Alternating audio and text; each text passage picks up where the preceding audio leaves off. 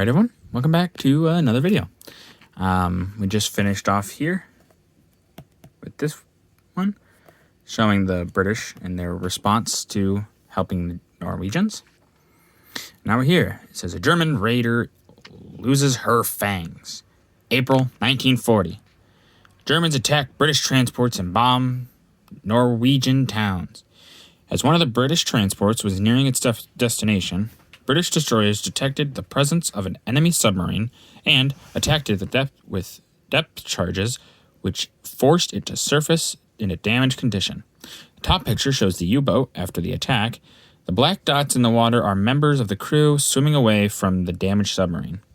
The bottom picture shows a German warplane bombing the Norwegian town of Rena. And there we see all that submarine that has been damaged by the destroyer. As you can see, all the little black dots, as I said, were its crew trying to get away. And then here we see a German bomber attacking the Norwegian town of Rena. Just unfortunate for that poor town.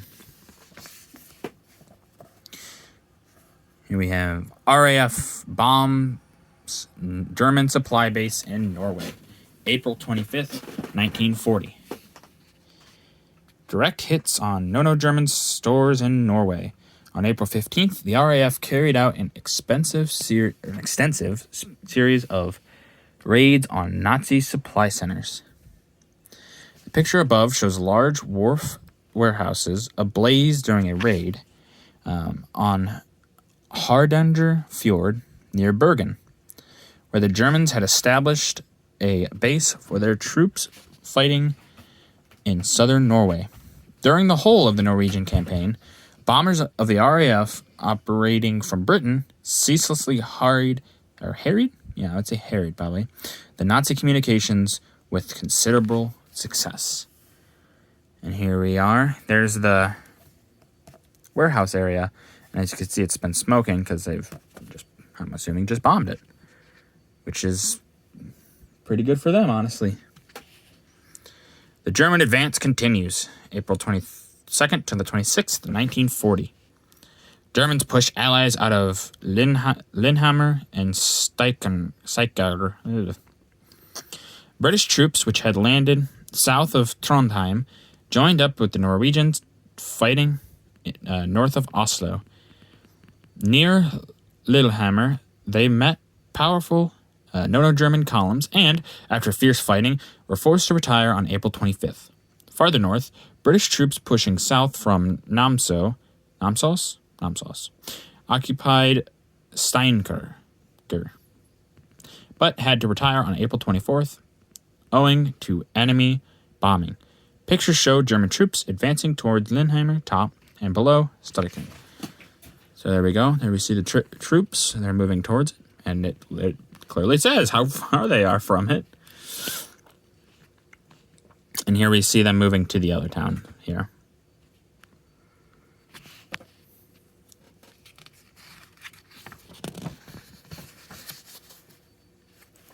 Ooh, it's a big page. Double page here. When the Germans did to Namsos, Britain's chief base in Norway. April 15th to May 3rd, 1940. It says, bombing of the British base at Namsos. Namsos, a pretty little Norwegian port situated at the head of the Namsen Fjord, north of Trondheim, was one of the places selected by Allied High Command for landings in Norway. It became the main base for the British forces operating against the Germans in the Trondheim area from the north, and the moment the British arrived, it was subjected to ceaseless bombardment from the air. At first, German airmen concentrated only on military stores and ammunition dumps. But soon, the whole town became a target, and its houses and churches were reduced to shambles of blackened ruins and fallen masonry.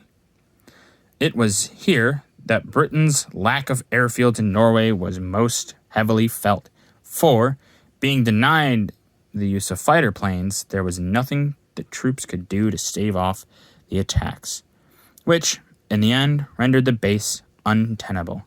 and forced the Allied forces to withdraw from central Norway. This picture shows the desolation after high explosive and incendiary bombs fell. You see the vast devastation here. This poor town. Blown off the map, basically. We'll do this page, and that'll be the end of this video.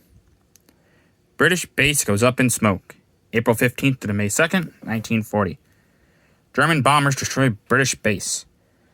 Okay. You guys can see what that is. I can see what it is. I can't pronounce that. I'm really sorry.